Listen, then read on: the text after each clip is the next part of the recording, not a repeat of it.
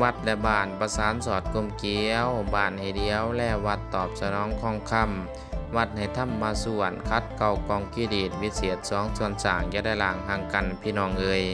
สุขสบายดีสุขีเจริญพรญาติธรรมญาติโยมทานผู้ชมทั้งหลายพบกันเช่นเก่าเช่นเคยกับสองอนุรักษ์เสียงเทศมื้อนี้ทั้งครูบาเองเจ้าหัวลานจะได้นำภาพบรรยากาศของพ่อแม่ครูบาอาจารย์สามเณรพร้อมด้วยออกตนญาติโยมภายในบ้านและกับบ้านไก่กันเคียงบ้านไก่สีมิตรไก่เคียงมาผูกคอต่อแขนธรรมะบาสีสู่ขวัญมัดแขนให้พ่อแม่ครูบาอาจารย์เนืองในวันขึ้น15ค่ำเดือน6เอิ้นว่าเป็นวันวิสาขาบูชาก็คือเป็นการบูชาในวันเพ็ญเดือน6ก็ถือว่าเป็นวันสำคัญที่สุดอีกวันหนึ่งที่คนลาวชาวพุทธทั่วโลกให้ความนับถือและปฏิบัติสืบทอดกันมาก็คือเป็นวันประสูติวันตรัสรู้และวันปรินิพพานขององค์สมเด็จสัมมาสัมพุทธเจ้าของพวกเราถือว่าวันวิสาขานี่เป็นวันสำคัญของโลกซึ่งและรับห้องจากองค์การสหประชาชาติให้เป็นวันสำคัญของโลกในวันที่15ธันวาคมพ.ศ. 2542 ค.ศ. 1999บรรดาพ่อแม่ออกตนญาติโยมชาวบ้านพร้อมด้วยองค์การจัดตั้งบ้านเพื่อกบุตรทิมบ่ป้าให้ความสำคัญและให้ความมักแพงให้ความสมานสามัคคีเป็นจิตหนึ่งอันเดียวกันมาเต่ามาโฮมอยู่ที่วัดแห่งนี้ได้ทำบุญตักบาตรถวายสังฆทานเป็นที่ยับหอยแล้วครูบาอาจารย์สันเขาแล้วก็ที่มีการทำมาบาสีสู่ขวัญหลังจากทำมาบาสีสู่ขวัญแล้วก็ออกตนญาติโยมได้ผูกคอต่อแขนในครูบาอาจารย์แต่ละองค์ครูบาอาจารย์มานั่งให้ผูกแขนผู้ที่ครบ30องค์ได้ผูกแขนให้เพื่อเป็นกำลังใจญาติโยมก็ถือว่าหลายผู้หลายคนนี่ก็เป็นญาติโยมจำนวนหนึ่งที่มัดแล้วเมื่อแล้วก็จำนวนหนึ่งถือว่าเพิ่นบ่ถิ่มบ่ป้าในบรรดาแม่ๆเพิ่นมาผูกคอต่อแขนเพิ่นว่าให้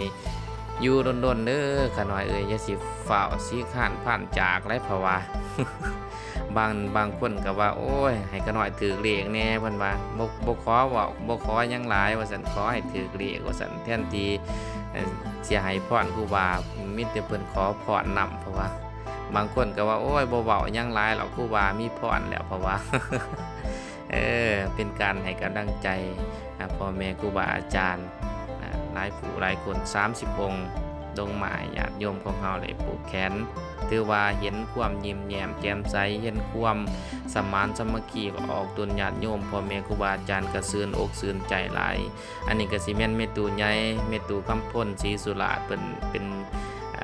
แม่ออกที่คำวัดคำว่าคำสู่อยู่นู้นในวัดในว่ามีการมีงานเพิ่นก็มานอกนั้นก็ยังมีบรรดาพ่อออกแม่ออกเจ้าภาพจำนวนศรัทธาหลายผู้หลายคนที่บ่ได้เอ่ยชื่อเสียงเรียงนามบางคนก็ว่าบ่เอ่ยชื่อเสียงก็หลายก็น้อยมากก็ดีอกดีใจแล้วละเพราะว่า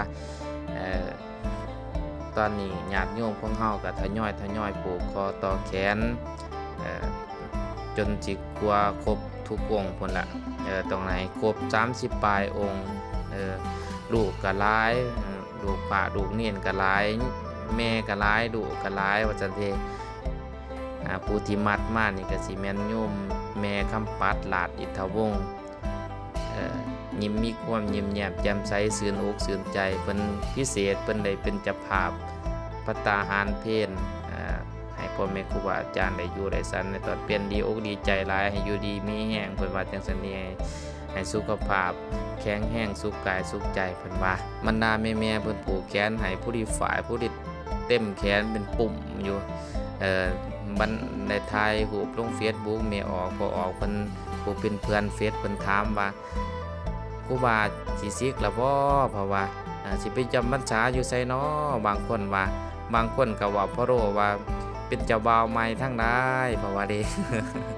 เลยผูกแขนปัจเจ้าบ่าวว่าจังสิได้ฝ่ายจุดิเต็มแขน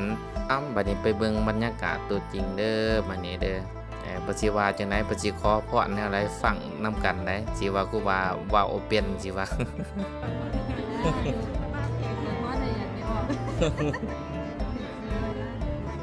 ให้ครูบาถือ400ล้าน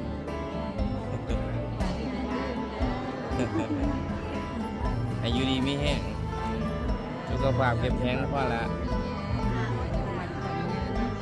เนี่ยโยมแม่เพิ่นว่าขอให้ถึก400 ล้านเด้อให้สมพรปากของผาโดกว่าเด้อเพิ่นว่าจังได๋เด้บางคนก็ขอพรจังซั่นแหละเพิ่นผูกแขนให้ครูบาอาจารย์ให้ขอพรให้ถึกเลขเพราะว่าก็บ่ตีเพิ่นอันนี้เว้านัวหัวม่วนอย่าสิเดียดเด้อท่านผู้ชมทั้งหลายอย่าสิดราม่าเด้ท่านใดที่บ่มีรูปเจ้าของบ่เห็นคลิปเจ้าของอยู่ในนี้ก็ขออภัยหลายๆบางครั้งก็ถ่ายบ่ทั่วบ่ถึงถ่ายบ่ทันแน่ค่าให้แม่ออกเพิ่นมัดแขนให้การมัดคอต่อแขนก็ถือว่าเป็นประเพณีลาวคนลาวชาวพุทธของเฮาที่สืบสานเหตุของประเพณีวัฒนธรรมลาวกันมาตั้งแต่สมัยพ่อสมัยแม่จนฮอดปัจจุบันนี่แหละบางคนขึ้นเฮือนใหม่เอาผัวเอาเมียใหม่จังซี่บ่สบายบ่จังซี่ออกจากห้องหมอหรือว่าสิไปเรียนต่อทางใดก็ได้ผูกคอต่อแขนเพื่อให้เป็น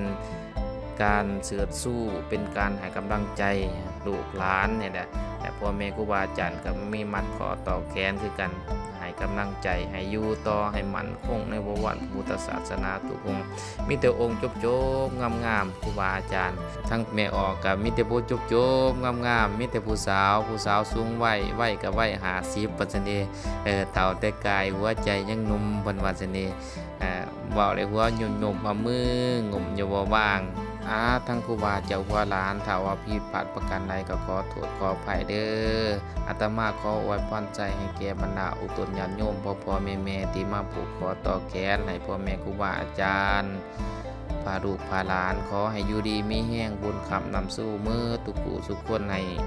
ฮักให้แพงให้เป็นสายแน่นให้เป็นสายบุญเหนือหน้าบุญนำกันให้เอาเน่าไหวคือสายแม่น้ำใหญ่ไหลดังรนให้โค่นไหลซุ่มเย็นหักกันไหวคือสายโทรดิกว่ามันเกิดเดือดห่อนเพราะสิได้อาโล